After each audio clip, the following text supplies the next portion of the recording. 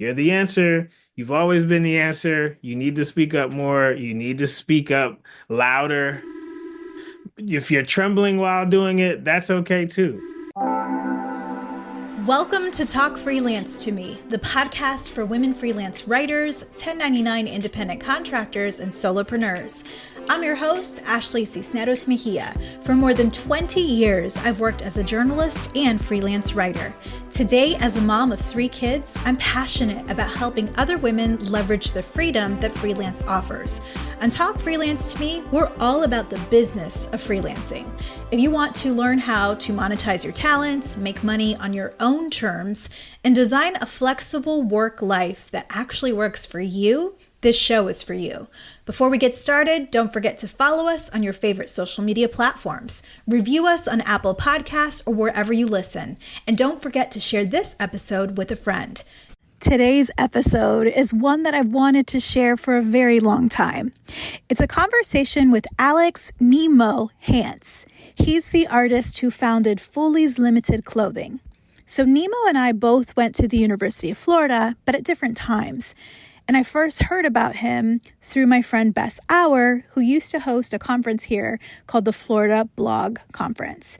And actually, Bess was one of 3 women freelancers who were willing to meet me for coffee back in the day in 2009 when I first started. And she was so kind to teach me all about freelancing. So shout out to Bess.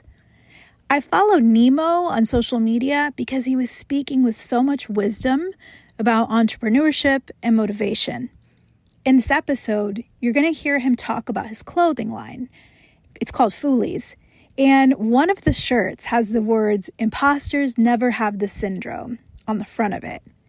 And when I saw it, I purchased it right away. Over the years, I've admired the way that Nemo pours life into people with such ease. And I really appreciate the way that he honors and centers Black women in his work as a tribute to his late mother. It's really powerful. Nemo's comments and his advice to entrepreneurs is really what we need right now. It's honest and uplifting. And when you hear him talk about that clothing line, Foolies, do yourself a favor and check it out. There are some great gift ideas for the holiday season. Let's get into it.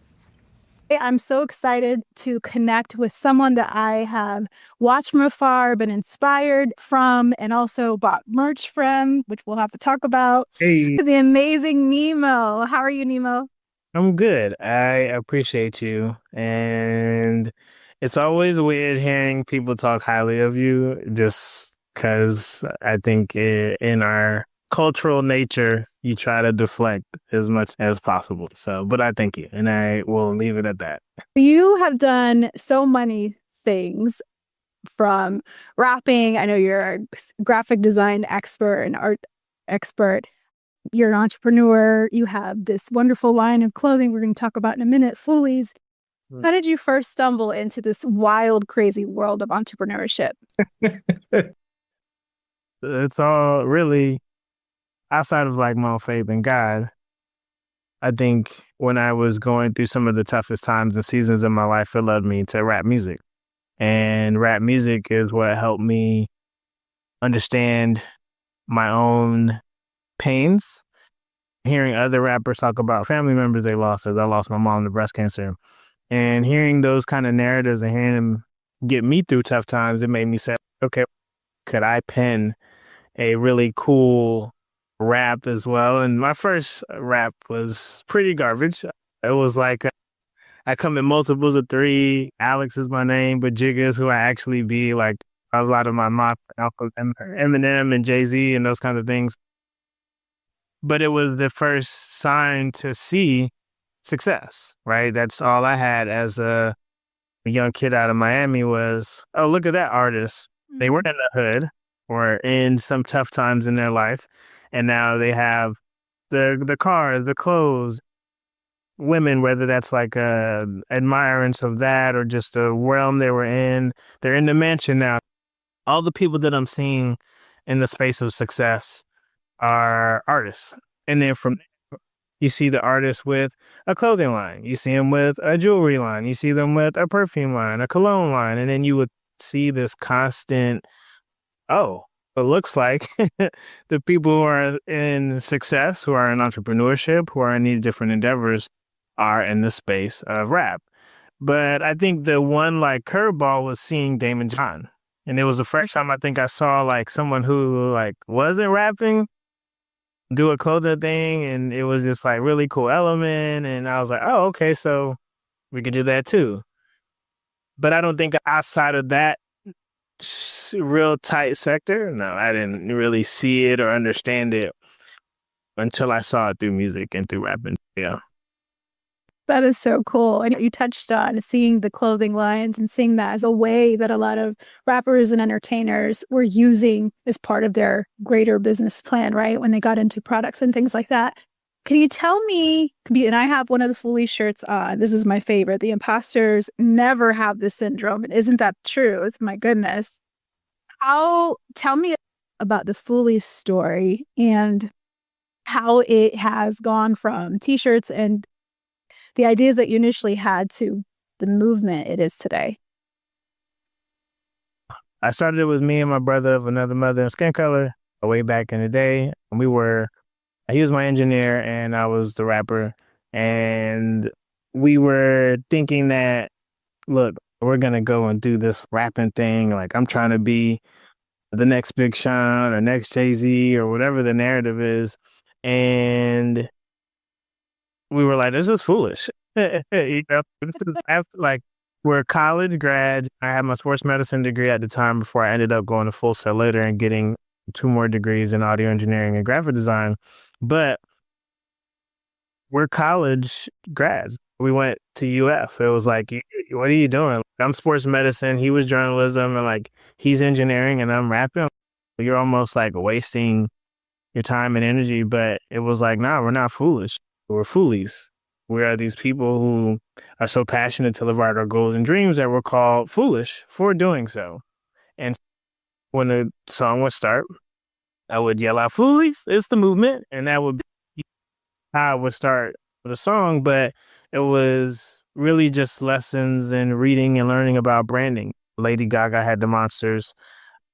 And then other, like Wiz Khalifa would say Taylor Gang or Die, or there were certain catchphrases like Big Sean would say whoa there. So as you were listening to artists, they were giving you that thing to latch onto. So if you heard the certain signature or you went to, nowadays it's the Swifties and the Beehive, right? So if you hear these certain things, you have an identity, you have a group, you have a community, you can attach to something.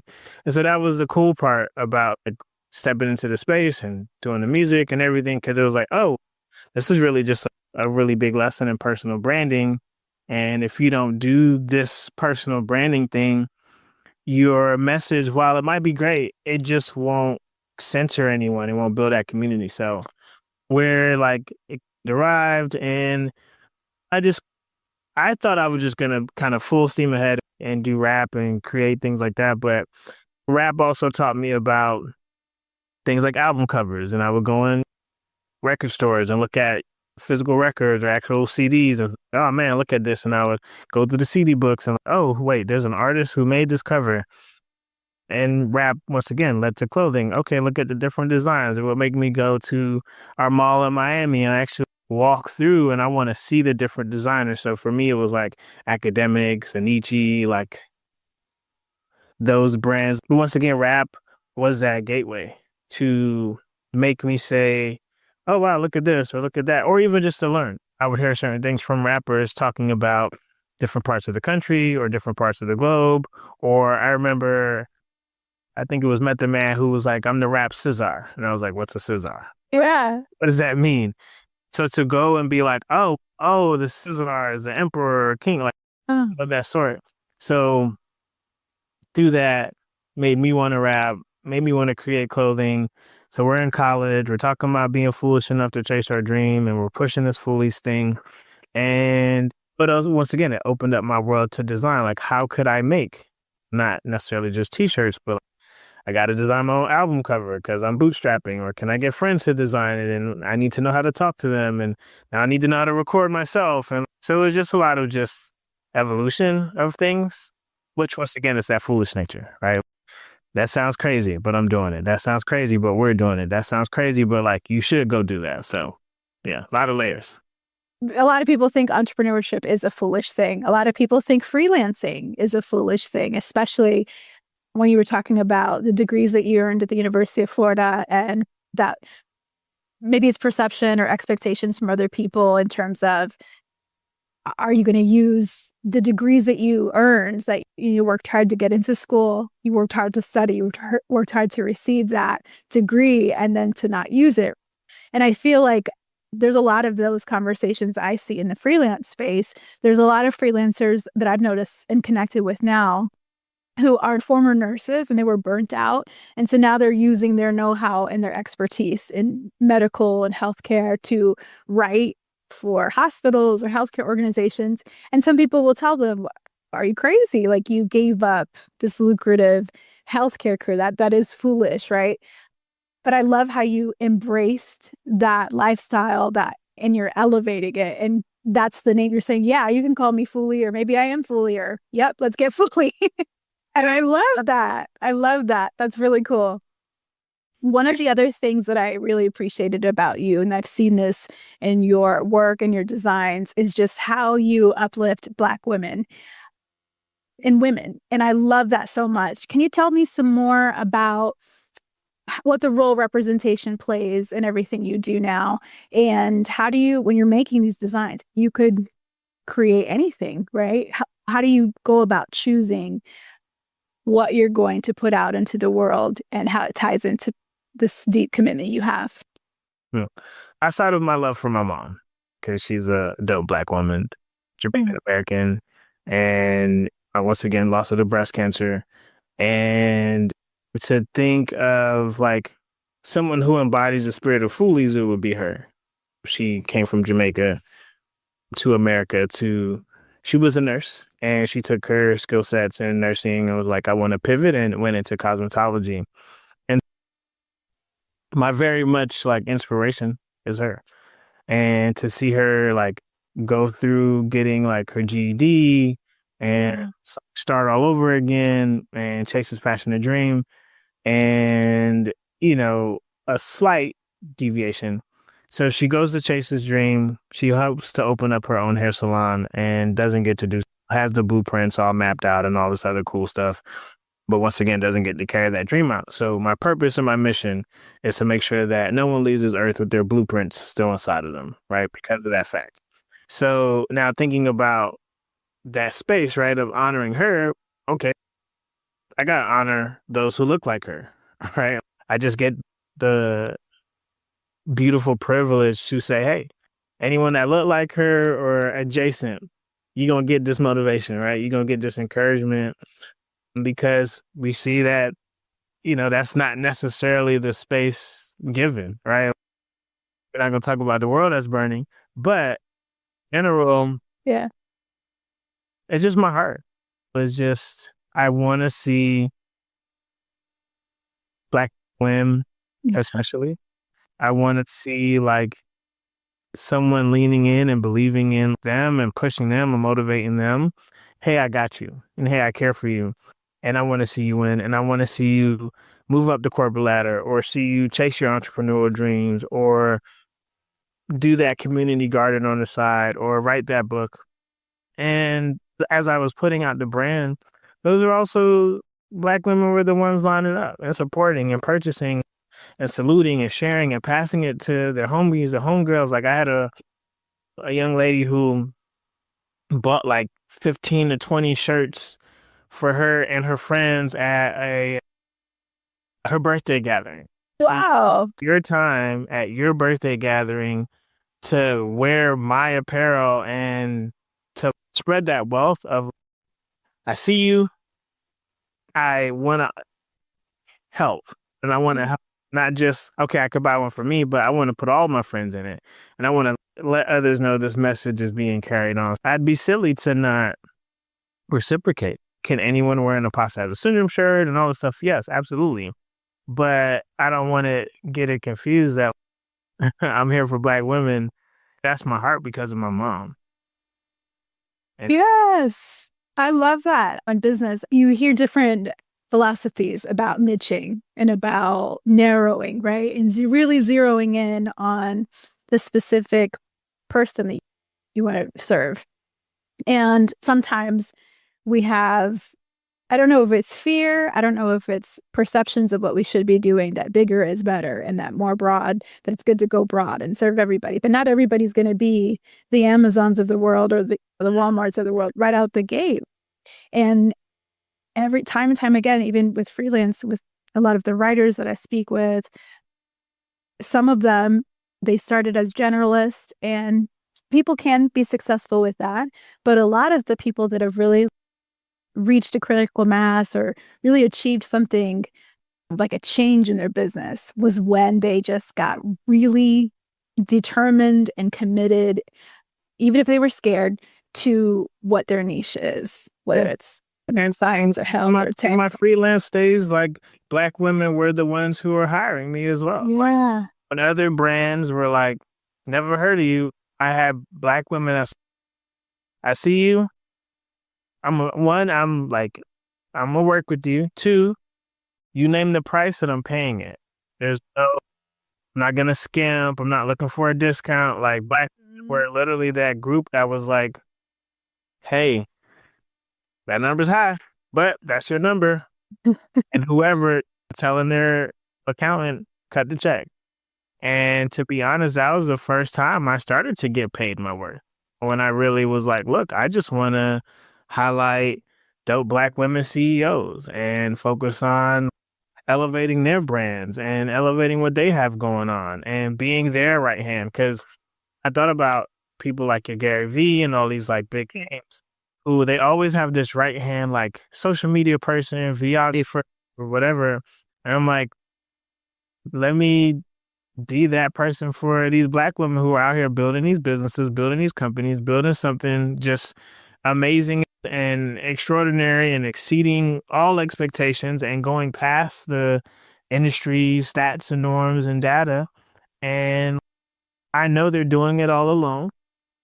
All right, give me some of that load, right? You shouldn't have gone this road alone. I know why you have to do this, but I'm going to pick up some of that weight and let me help get you across a few more finish lines, right? Because now you get to step out and go focus on something else. So even to get to this point where I'm at now, it was because of Black women giving me my first opportunities to even use my skills, to design something, to create something, to create content, to do marketing, to do everything is aligned to them. My resume came in with all this stuff I've done with working with them. So once again, my career is literally, I'm indebted to the Black women who were like, we got you. We care for you. We're going to support you. We want to see you win. And they're the fabric of my story.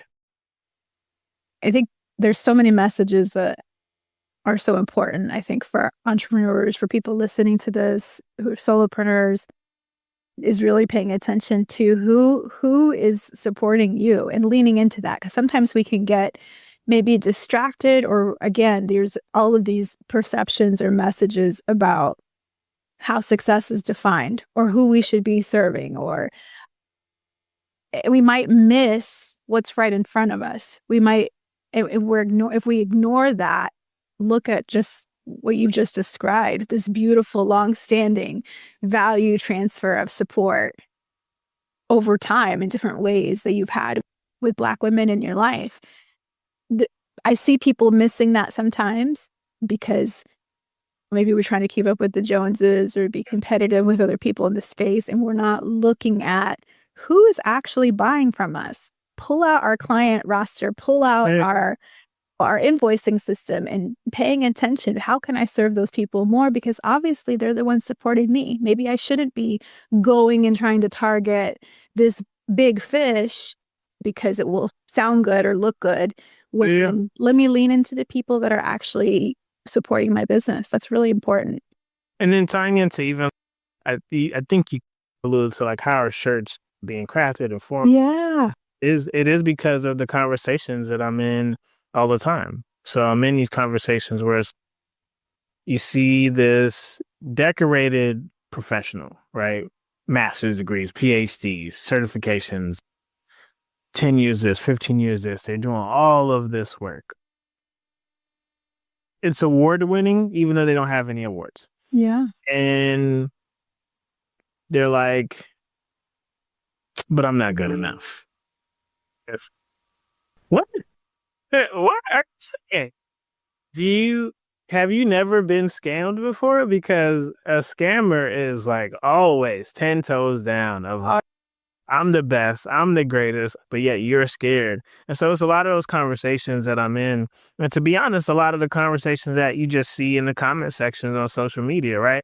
If you see a conversation about, yeah, I'm battling with fear and nervousness and doubt and anxiety, and you see the comments and it's like, me too, and me too. And, oh my gosh, I'm tired of never being valued or looked at, or I've been having so much issues and troubles of just speaking up or telling people, about what I want to.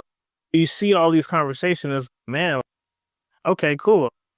For my current shirt, fair don't live here anymore, or don't have the syndrome, or stop being so hard on yourself, or whatever that conversation is.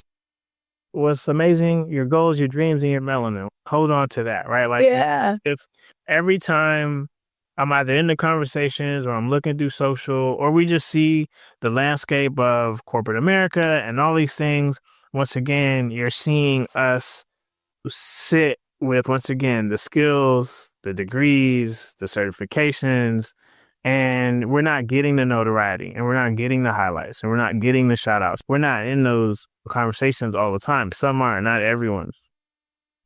And nor do these people want handouts either. It's like they're actually working hard and they're not being recognized or honored.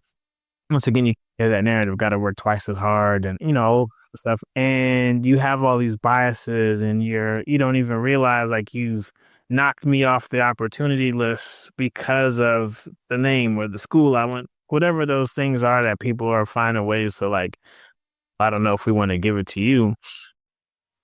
And saying, okay, cool. With me knowing that, there needs to be like the old school Apple method. There's an app for that. Foolies has a shirt for that. And I want to make sure that I'm continually listening to be able to be like, hey, you don't want to put that thing out because it's not perfect. You got to start ugly sometimes, right? And some things are just accidents. And I'll say a phrase or I'll rap a line on my page or whatever may come out. And somebody's like, ooh, but that line though, right? And they're like, yeah, that line. And there's double taps and likes and comments and all this other stuff on it. And I'm like, huh. Some people may say, hey, man, make that into something. And I can't make everything into something because that's just go crazy. But if I keep seeing a through line, keep seeing it get mentioned, and then I keep hearing other conversations around this, like, all right, and I think we should actually put it onto something or a graphic, and even just what's missing. I think even when we did the Black Women in Hollywood shirts and we were highlighting all these dope Black women in the field of acting and once again Hollywood in general, it was something that was missing. And even before putting that shirt out, like I cried, you know what I'm saying? Because I'm like, why aren't these women getting the recognition they deserve? And not that everything needs to be so emotional when y'all are putting out your content and your branding and all that stuff. For me, it's very much so emotional. It's very much so visceral. Like I can feel certain things in my bones and I'm like, yeah, Holy Spirit, hey, you need to drop that, or something that's just like gnawing on me. And it's funny. AI is the craze. And so I talked to AI like a homie. And so I was asking AI one day, I was like, man, is it cheating when I get an idea and I ask this AI tool for help? And I know it's my idea. I dropped, hey, I got an idea for this and that, and I want to see this, but help me make it make sense. And it's like, how is it cheating? Wouldn't it be the same as if you were talking to a team of professionals? Absolutely. 100%. And it's like that light bulb moment of, no, you don't have to. But this is once again how someone who has my skill and my gift is ideation, and I see things that nobody else sees. This has been my life since a kid, and I'm still 30 plus years old saying, oh no, that am I cheating? Like I'm asking myself, am I cheating, while the imposter, right, is I got an idea and it's not an idea worth anything, but they have so much passion and heart behind it and the company goes and they launch it. It might trash and suck, right? But you couldn't tell them nothing. And they knew that it was the best. And even though the numbers said it wasn't, they still were like, the market's the problem. They never owned it. It's never. No. But just me thinking in that moment of just, am I cheating because I have an idea and I need help to flesh things out? It's, dude, like this is the imposter syndrome that you are laced with. And we got to get our audience, your audience, out of that hole. No, you are the only answer to the problem that the industry, company, market, whatever is happening. You're the answer. You've always been the answer. You need to speak up more. You need to speak up louder. If you're trembling while doing it, that's okay too. Yeah. Put it out, because you're like, I know other people are thinking of it. They're not. They're absolutely not. The lightning bolt that you get hit with all the time when you're in those conversations is not coming to anyone else. Start talking and start speaking up. Because sometimes just because there's silence, it doesn't mean people aren't listening. Oh, 100%. And that's always the case. Like they heard you. And now I think sometimes people are just shocked. Dang, like, why didn't we think about that? Sometimes people have to literally register how profound something was that you brought to the table. And a lot of times people just don't understand that level and that gift that you constantly bring. And maybe just people are in awe, right? I think people don't realize you might say something and you're like, why isn't it registering? It's like, no, it's planted now, but you just have to sit too and let it. They use it for sales. Like okay, my number is like $5,000 and you have to shut up immediately. Yeah. But if you try to like, if you guys don't like the idea, then I get it. Oh my God. That's the worst thing. You've done this to yourself. You're diluting it. Yeah. 100%. When you were talking, I was thinking about my little son the other day. I have 3 kids. They're all in elementary school. And my youngest, he's in kindergarten. So he's learning the rules of the game. He's being socialized by the system and how to act, how to be, how to work. And it's so funny because we're eating dinner and he's like raising his hand and he's doing this little symbol to me. And he's like this. And I'm like, what are you doing? Why are you like, you want something to happen? You're like, oh, I hope something will happen. And for those people listening, I'm crossing my 2 fingers like I'm hoping for something. And he's like, I had to go potty. And I was like, baby, go ahead. Like, you're home. Like, you don't need specific permission. And when you were talking about the ideas that you had and can I say them or who am I to do it, or some of those things that you're hearing from your audience that we all feel and know in terms of, can I do this? Is this okay? Or I don't know all the answers yet, so let me not say it yet. And and it sucks because I'm seeing those things, how we've been socialized. When you talked about being the idea person since a child, that's your gift. You can create idea and you see the connections, you see the opportunity, you see the demand, you see the gap, you see the need. That it's sad to me that I feel like because of our system, get in line, be quiet, raise your hand, wait to be recognized, wait to be spoken to, ask permission. Those things, who we are when we come out of our mothers and we come into this world and we breathe our air the first time as human beings on this planet, we are who God intended us to be. And then I think sometimes because of these structures we've made as humans to organize things and to keep people in line, eat it out of us, where we start to question ourselves and say, oh, is this okay? Yeah. And entrepreneurship is like a classic, it's counterculture. Entrepreneurship is counterculture. It's against the norm.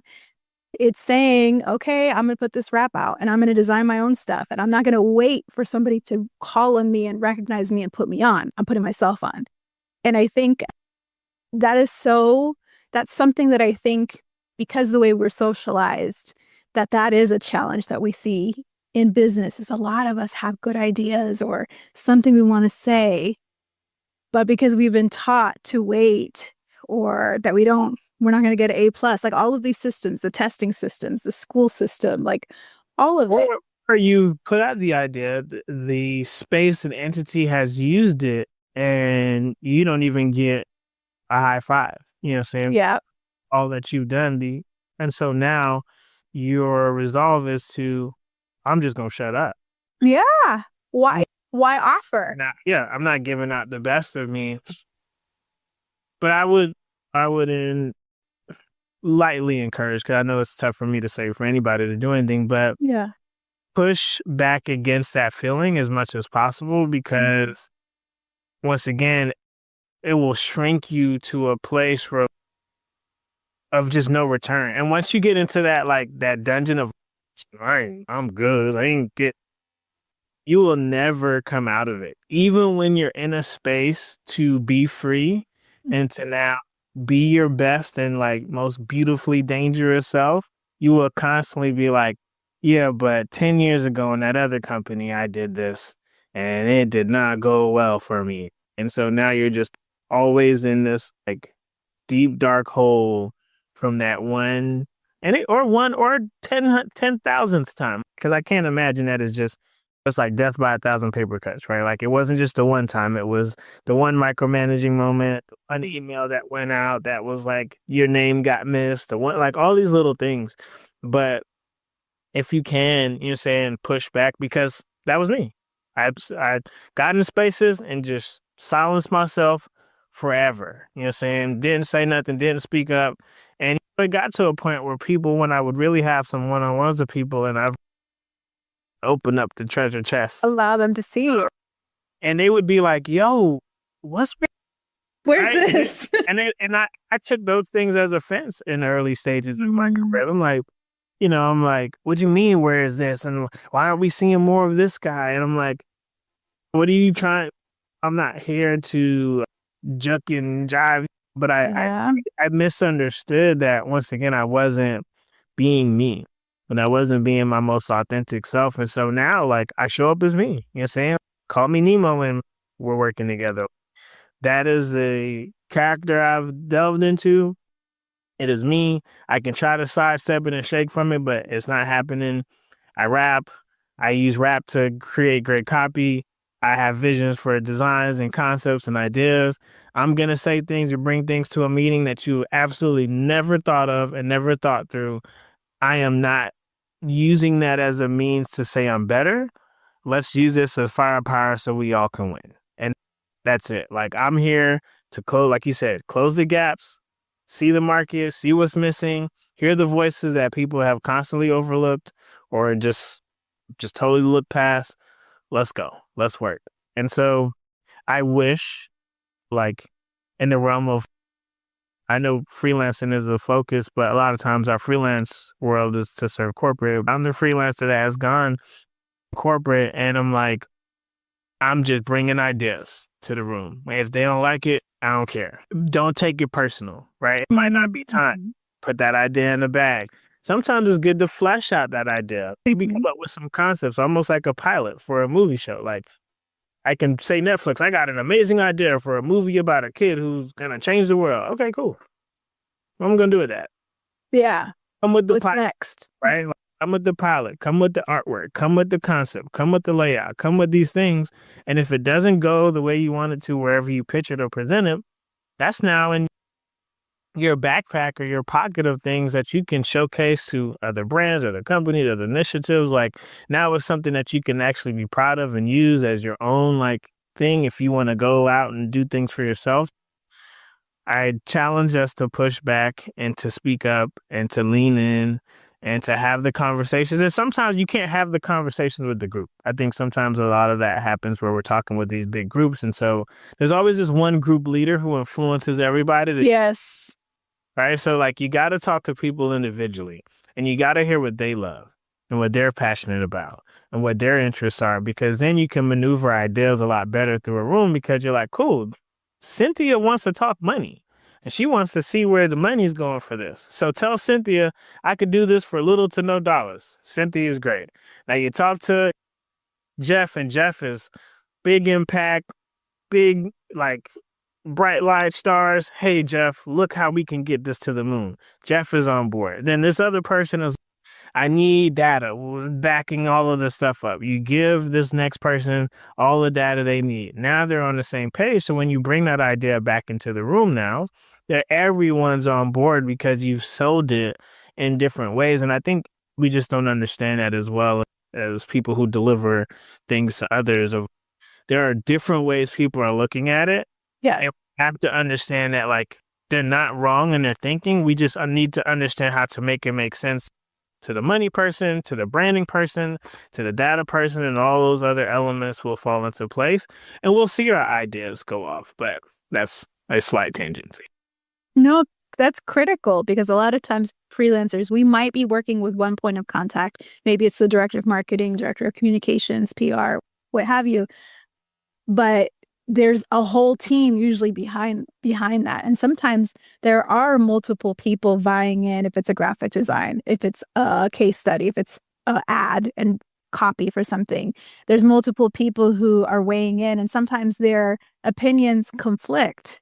And then as the designer or the writer, we have to make consensus or figure out what to do with all this feedback that might even be conflicting. But understanding that is a superpower. That's a way to show that you're listening, that you validate what they're saying, that you're communicating to them that you respect their point of view and you value it.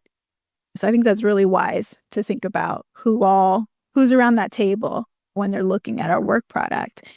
When you talked about the dungeon a few minutes ago, that really, I feel that because entrepreneurship, there are so many ups and downs and like crazy euphoric highs, and then can be deep, dark, depressive seasons if we're being real. So how do you stay motivated through tough times, and what advice do you have for creatives? I keep seeing people getting like layoffs on my LinkedIn. What advice do you have for people who are facing struggles in their business or even in their career? That's always like heavy and tough, right? So I know that I give these thoughts with like an asterisk of I don't know the layer of what you're going through. And I also give it with the asterisk of I know you might have already done this, right? Because sometimes I hate when someone's you just need to try harder or apply to more. Oh gosh. I've applied to 500. Yeah. I'm hitting 650 now. What are you telling me? But in regards to myself, though, I look at things as if I'm in a Netflix show. And if you want to use your years of life as the seasons, I'm on the 37th season of my life. And if something goes wrong, I'm like, this is just a part of the story. It has to be a cliffhanger before I win. I can't end on this episode. And we're all binge watchers, right? And we all want to see what happens next. And we won't go to sleep until we know the final answer. Some people even jump to the end and be like, I just want to know. I'm so anxious. But I do really look at my life as a Netflix show. And I'm like, cool, we got a rough patch. But there's going to be a supporting character that pulls up. Or there's going to be that one moment where you put all the dots together and then you come in with the most brilliant idea that the company has ever seen. Yeah. Or you're going to get that one message as you're driving, like in most in movies, and then you drive past this one banner or one sign, or someone says something to you while you're just walking somewhere and you're like, that's it. And there's these moments in movies where they're like, you just changed my life, and they hug them and they kiss them on the cheek or something, and it's like some old person that's like, get off me, you weirdo. It's thank you, and they run off. But you just gave them that light bulb because they were seconds away from maybe losing a client, or seconds away from jumping off that bridge or tower or whatever, and now you've literally helped move them along in their journey. So I keep that thought process, and it helps me. And I'd like to think that maybe Denzel will play my character or something like that. Working it. But that's it. I keep that thought process. It's just a chapter. It's just a series. This is just a weird episode. Some episodes are slow. Some episodes pick up and all the drama start happening all at once. And it's easy. But I like to think that I win at the end of my show. Right. And I think I just keep that like thought process going. And it's foolish. And I'm okay with that. You know what I'm saying? Welcome to Foolies, right? Like you're hanging out with the most foolish guy you'll ever meet. And I'm always going to think there's a win. I'm always going to think there's a way out. I'm always going to think there's an escape hatch somewhere. I remember reading somewhere that we use our imagination very poorly. So if you can think about the worst and how you're going to get fired and left and your partner's going to leave you and this is going to happen, it's like, why don't you just spend that energy thinking about all the things that could go right? So what if it goes right? And you can just literally ask yourself that question every time you throw yourself in danger or in a dungeon or a dark place. What if this goes right? Yeah. What if I pitch this and it wins? What if I say this and the room is changed, right? What if I take that leap and I don't fall, but I fly and I soar and then I take off, right? Get lost in the possibilities versus getting lost in all these like weird like spaces and self-sabotage, and you're pushing yourself down the staircase of like your own doubt and failure.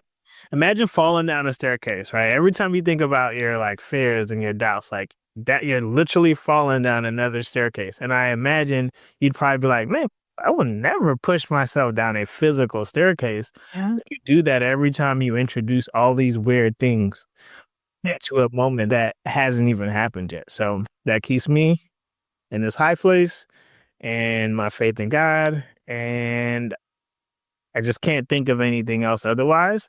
And I've been through some crap. Yeah. But if I know all the stuff that I've been through and I'm still here by the grace, oh man, like your story might be so much better than mine. And I just want to see you make it. Beautiful. Beautiful. Earlier you said Start Ugly, and that happens to be the name of your new collection, which I love that. It's, yes, stop talking about it, thinking about it, start it, and it could be ugly. Tell me what inspired this collection. How does it apply to freelancers who are listening today? It was like a kind of joke. And it was because I was laughing at myself in my very first like Foolies video that I ever put out. I was in like an open outdoor area. It was my friend recording me on his cell phone. You heard the wind like literally going in and out of the video. And it was just so whack. Like looking back, it was like so whack. And I was like, just start ugly. And I just laughed and made it a joke. And then everyone was like, yo, start ugly. Get something with that, right? You struck a nerve with that. So I was like, okay, cool. And then I said it a couple more times. And people were like, yeah, bro, like this, I did the little mini series. And they're like, yeah, bro, I needed this Start Ugly series, bro. You don't even know, bro. You helping me. So I was like, all right, cool. I'll just make it into a shirt. And it's funny. I like sketch it out myself and it deliberately looks ugly. But it's funny, even as I was putting it out, I was like, is this too ugly? I even questioned the ugliness of the ugly. So I just dropped it.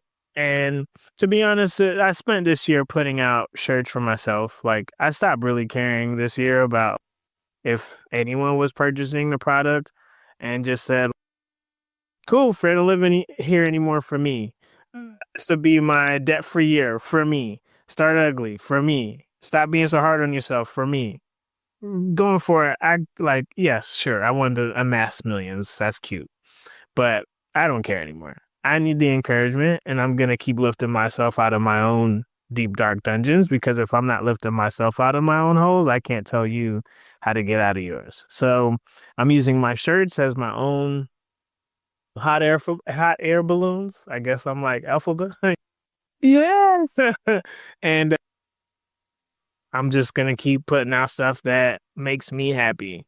And that's just really how I'm moving going forward. So I appreciate that. And I know that you are going to continue to inspire people that listen to this episode, that watch us on YouTube.